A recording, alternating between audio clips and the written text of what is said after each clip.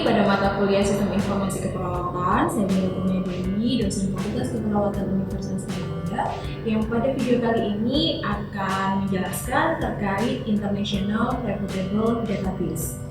Diharapkan setelah mahasiswa mempelajari video berikut, mahasiswa akan mampu menjelaskan apa itu International Reputable Database dan akan mampu melakukan pencarian pada International Reputable Database. Baik, mari kita simak penjelasannya berikut ini. Ya, pada video kali ini saya berkesempatan untuk berbagi informasi terkait teknologi informasi database referensi ilmiah, dan yang akan kita bahas secara khusus pada video kali ini adalah terkait reputable database, International Reputable Database.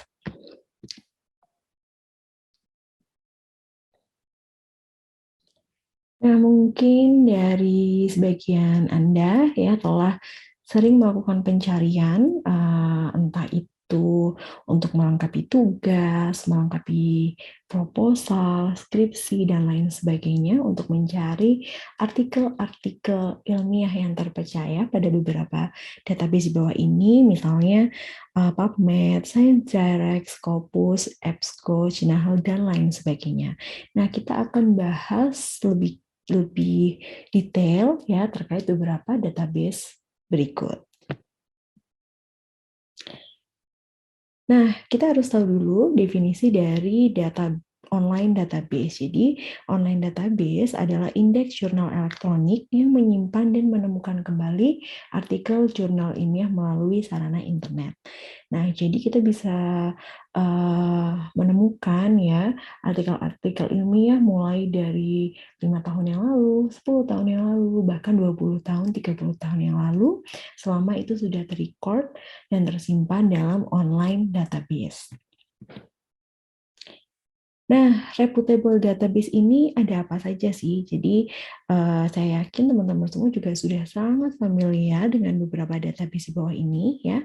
EBSCO misalnya, Biomedical Reference Collection yang komprehensif, mencakup sekitar 900 jurnal, termasuk hampir 850 publikasi yang telah ditelaah oleh para ahli di bidang kedokteran dan kesehatan.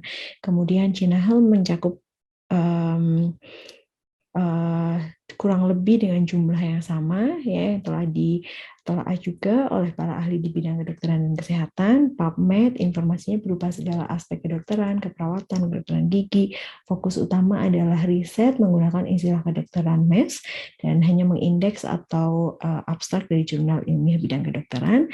Dan juga Scopus ya yang mungkin sekarang sudah sangat familiar, banyak sekali orang-orang ya ataupun akademisi, peneliti dan lain sebagainya yang melakukan publikasi di Scopus dan juga mengambil banyak referensi dari Scopus. Nah, kalau kita sudah berbicara terkait dengan international reputable database, berarti ada yang less reputable. Jadi biasanya yang membedakan adalah dari sumber informasinya, kemudian telaah ilmiahnya, dari segi akademik. Nah, jika less reputable database ini dan search engine ini seperti Google Scholar, Hotspot, AltaVista, dan Yahoo. Mungkin beberapa dari kalian sudah familiar dengan database dan search engine ini ya. Jadi ketika melakukan pencarian maka mereka akan situs-situs ini akan bisa bersumber pada beberapa data dan atau juga bisa mengutip dari banyak jurnal-jurnal yang mungkin belum terindeks khusus pada sebuah reputable database.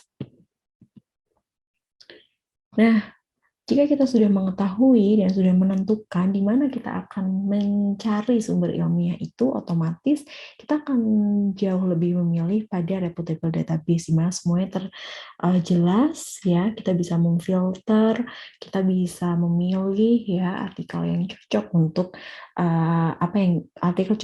artikel yang cocok dengan yang kita perlukan gitu. Nah, topik selanjutnya adalah terkait dengan step-nya. Jadi sebenarnya seperti apa sih cara mencarinya. Kadang-kadang mahasiswa mengalami kesulitan ya dalam mencari artikel ilmiah yang sesuai. Mau mencari terkait dengan kasus muskuloskeletal, misalnya osteoartritis, ketika mengetik kata osteoartritis, namun data-data yang muncul biasanya mungkin akan jauh lebih luas, sehingga kita memerlukan sebuah cara yang efektif dan efisien untuk mencari agar kita mendapatkan bahan-bahan yang sesuai dengan apa yang kita butuhkan. Nah, yang pertama adalah kita harus mendefinisikan secara jelas kita akan mencari topik yang apa.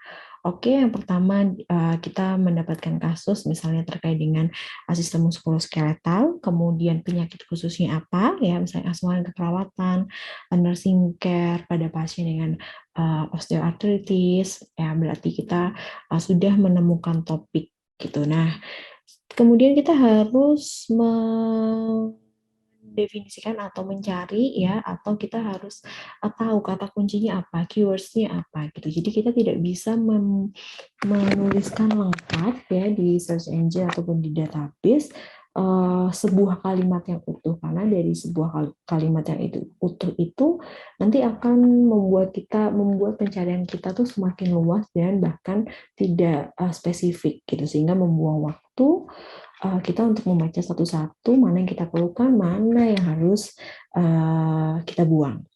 Nah, setelah kita sudah mencari apa itu keywords-nya, kita bisa determine search restriction. Jadi, kita menentukan search restriction ini bisa jadi dari autornya. Misalnya kita memiliki spesifik author yang mau kita ambil referensinya, kita cuplik referensinya, atau yang paling sering adalah terkait dengan waktu. Jadi kita mau mencari referensi yang apakah 1 tahun terakhir, 3 tahun terakhir, 5 tahun terakhir, 10 tahun terakhir, ya kemudian apakah itu original research, apakah itu books dan lain sebagainya. Nah, setelah kita sudah menentukan kriterianya apa saja, kita bisa memilih ya search tools yang appropriate atau yang sesuai sama dengan yang kita inginkan gitu. Nah, setelah kita mencari dan kita menemukan, jangan lupa kita harus merecord hasil dari pencarian kita gitu.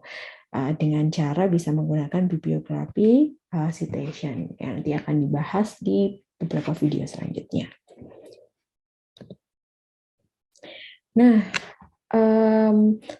masih terkait dengan proses pencarian ya.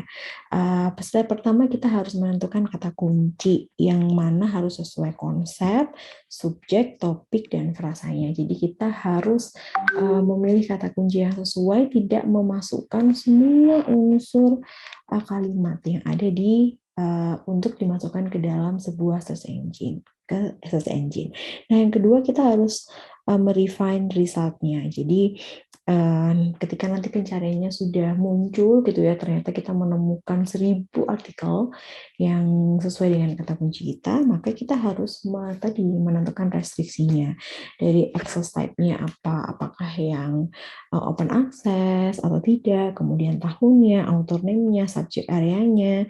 Kalau misalnya tentang nursing, ya kita bisa pilih nursing. Kalau mau mencari topik yang lain, public health, medicine juga, kita harus memasukkan restriksi tersebut agar hasilnya juga lebih sesuai. Ya. Kemudian dokumen type-nya dan lain sebagainya. Nah, step yang ketiga adalah menganalisis. Jadi kita ekspor, kemudian kita juga save as ke referencing system ya, biar terrecord dengan baik gitu. Kadang-kadang mahasiswa memiliki kesulitan ketika mencari disimpan di sebuah di komputernya misalnya atau di alat lain misalnya flash disk dan lain sebagainya, namun setelah itu lupa gitu ya, ketika mensitasi lupa sumbernya dari mana. Jadi alangkah lebih baiknya kita melakukan save as-nya juga pada Mendeley atau referensi sistem lainnya, sehingga ketika kita nanti melakukan citasi kita benar-benar bisa bisa langsung terrecord otomatis gitu, tidak salah citasinya, tidak salah penulisannya, dan menghemat waktu juga untuk membuat daftar pustaka. Nah, kemudian ada beberapa tips yang bisa saya bagikan. Jadi, ketika kita melakukan pencarian, gitu ya, kita bisa menggunakan truncation ini. Kita bisa mengekspand resultnya, hasilnya dengan beberapa possible variasi ya. Misalnya dengan tanda bintang, strip, gitu ya. Jadi, kalau misalnya truncation ini kita menggunakan kata dasar, misalnya mau kita tulis love, love kita kasih tanda bintang, gitu ya. Kemudian nanti hasil yang muncul bisa love itu sendiri, laughter, laughing, dan lain sebagainya. Jadi a child, children, dan lain-lain, old, older, dan lain sebagainya. Jadi kita bisa mencari dengan kata dasar, namun pencarian-pencarian nanti akan bisa lebih luas gitu, atau dengan melakukan penambahan and. Jadi mengkombinasi pencariannya dengan and gitu ya, sehingga nanti kata kunci yang kita masukkan ya bisa sesuai, misalnya nursing care and osteomyelitis gitu. Jadi nanti yang akan muncul adalah terkait dengan nursing care pada osteomyelitis, akan menghemat waktu kita. Ya, truncation ini bisa disebut juga dengan stemming, sebuah teknik untuk memperluas pencarian kita, termasuk beberapa variasi kata yang punya akhiran atau spelling yang berbeda. Penggunaan truncation ini kita memasukkan kata dasar dan memberikan sebuah ini ya simbol bintang ya pada akhir kata dasar tersebut, sehingga database nanti akan menghasilkan referensi yang mengandung kata kunci kita, gitu, kata dasar dan pengembangannya ya, seperti child, children, childhood, genetics, genetically, dan lain sebagainya. Kemudian wildcards ini mirip dengan truncations. Wildcards ini adalah substitute atau pengganti simbol satu kata untuk satu huruf untuk sebuah kata gitu. Jadi misalnya ada British dan American English, saya pada woman, color dengan sebenarnya maksud yang sama namun memiliki variasi pada hurufnya. Nah, kita bisa menggunakan wildcards ini untuk pencarian kita. Nah, fasilitas di search engine juga. Jadi, ini beberapa ya yang sudah langsung muncul ketika nanti kita melakukan pencarian ya. Jadi kita tinggal menambahkan and, or, atau not. Jadi kalau digambarkan dalam diagram Venn ini, misalnya kita mau mencari virus Ebola gitu. Jadi hanya ada di irisannya gitu. Nah, kalau misalnya kita menggunakan or, virus dan Ebola, jadi nanti yang bisa muncul misalnya virus flu burung, kemudian satunya Ebola. Jadi sangat lebih luas gitu ya, mencakup kata virus apapun dan Ebola apapun. Kemudian not gitu, misalnya virus not Ebola. Jadi nanti yang muncul adalah semua virus kecuali virus Ebola. Gitu. Semoga bisa dipahami ya. Nah, kita langsung mulai ya untuk sedikit highlight terkait bagaimana cara pencariannya. Nah, di sini adalah tampilan dari Scopus ya, ada document search, kemudian ada kita mencari dari dokumennya, autorsnya, afiliasi, atau secara advance ya. Kita bisa ketikkan di sini, kemudian disesuaikan dengan apa artikel title, abstract, atau keywords. Nah, kalau advance tadi di sebelah sini ya kita bisa klik gitu ya. Nah, nanti akan muncul nih operatorsnya. Jadi kita tinggal memasukkan aja. Nanti teman-teman ketika penasaran silahkan buka di Scopus masing-masing ya, di operator di sini. Kalian juga tidak akan bingung gitu terkait dengan apa sih penggunaan and, or, and not, dan lain sebagainya, karena di sini sudah ada keterangannya ya. Jadi penggunaan and ketika kita ingin hasil kita itu mencakup semua terminasi, sehingga yang atau mungkin juga terminasi yang agak lebih jauh gitu ya, yang jauh terpisah gitu. Jadi kita bisa menggunakan operators ini ya. Or ya, jadi ada beberapa tadi on, sekarang and, sekarang or ya, menggunakan or ketika hasilnya harus mencakup satu atau lebih dari terminasi. Dokumen tersebut bisa mengandung dari apapun kata yang bisa ditemukan ya.